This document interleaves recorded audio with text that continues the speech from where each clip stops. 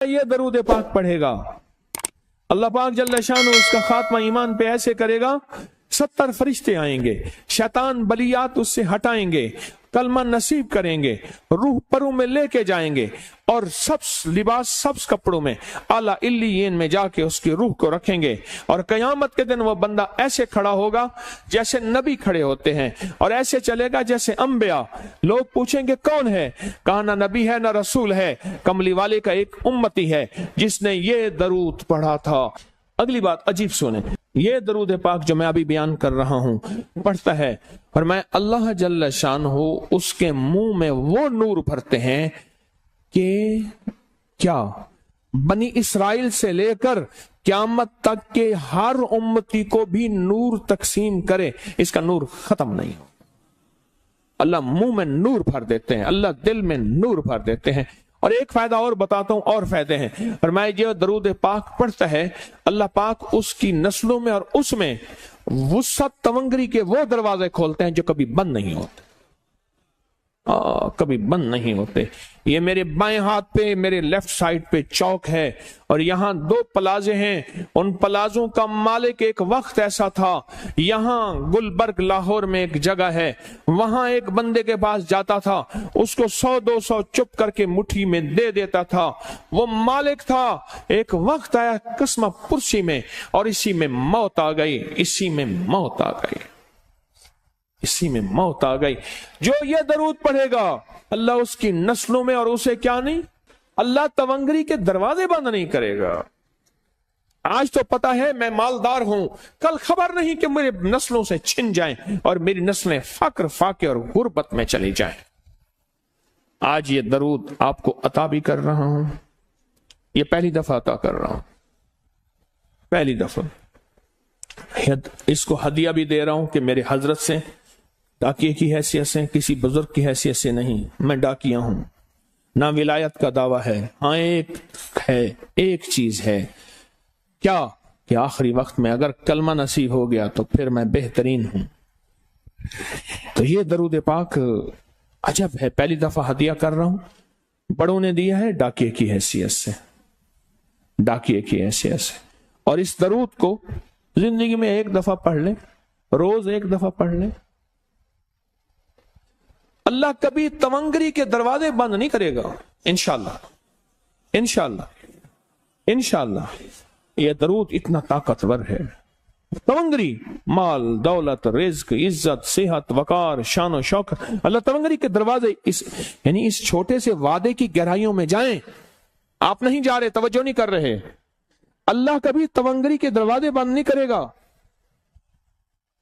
وہ تونگری سے مراد روز رزق ہے، وہ صحت ہے، وہ عزت ہے، وہ وقار ہے، وہ معاشرے میں شان و شوکت ہے، وہ زندگی کا کوئی نظام ہے، اللہ کبھی تونگری کے دروازے بند نہیں کرے گا۔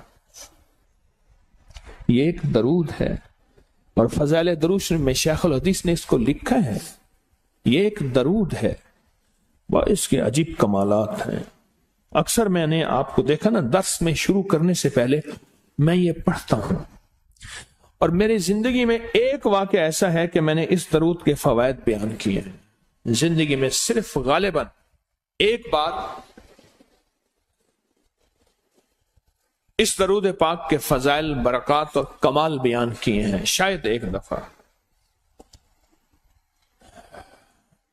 عجب درود ہے، اللہم لک الحمد کما انت اہلہ، اے مولا میں تیری حمد کرتا ہوں جتنا تو اس کا اہل ہے۔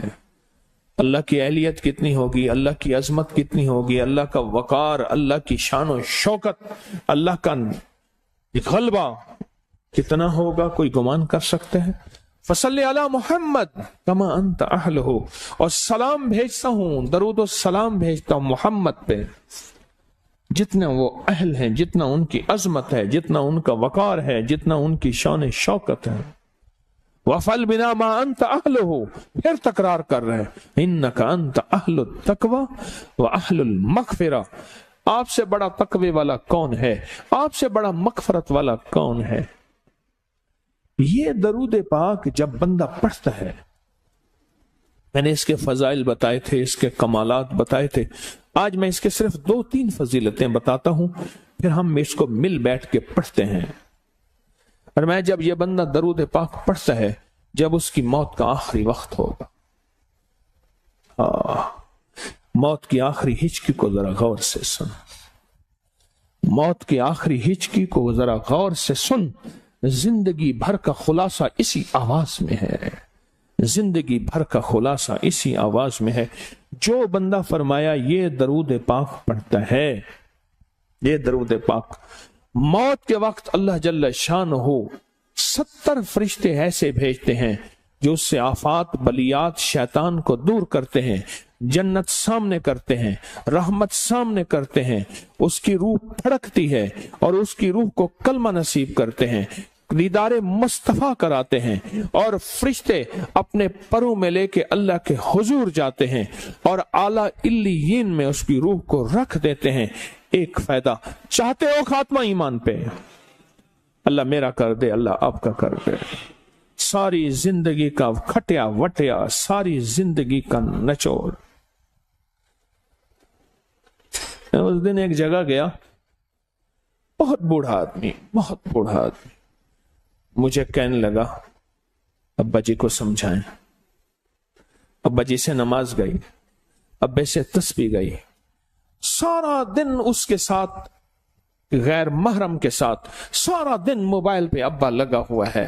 ابے کو آپ ہی سمجھاتے، ابے کی جو پینشن آتی ہے 50,000 سے زیادہ، وہ بھی وہاں لگی ہوئی ہے اور سب کچھ ختم ہو گیا۔ ابا بالکل نہ ملک ملک اتے مال دے، نہ زال دے، نہ بال دے، ہر دم خدائی خیال دے، پتہ نہیں کہاں کہاں ابا گھوما ہوا ہے۔ اور کچھ ہی دنوں کے بعد اسی حالت میں ابے کی موت ہو گئی۔ اللہم لک الحمد کما انت اہلہ فصل علی محمد کما انت اہلہ وافعل بنا ما انت اہلہ فإنک انت اہل التقوی واہل المغفرہ۔ وعدے انشاءاللہ پورے ہیں، کیوں؟ وعدے کرنے والا سچا، وعدے سچے، وعدے کرنے والا سچا، وعدے سچے، اور انشاءاللہ اگر ہم سچے نہیں تو کلام سچا۔ ایک وقت آئے گا یہ سچا کلام پھر سچا بنا دیتا ہے۔ کہا سن لینا، پہلے ریا آتی ہے، پھر اخلاص آتا ہے، پہلے عادت آتی ہے، پھر عبادت آتی ہے۔ عادت تو بنا لے،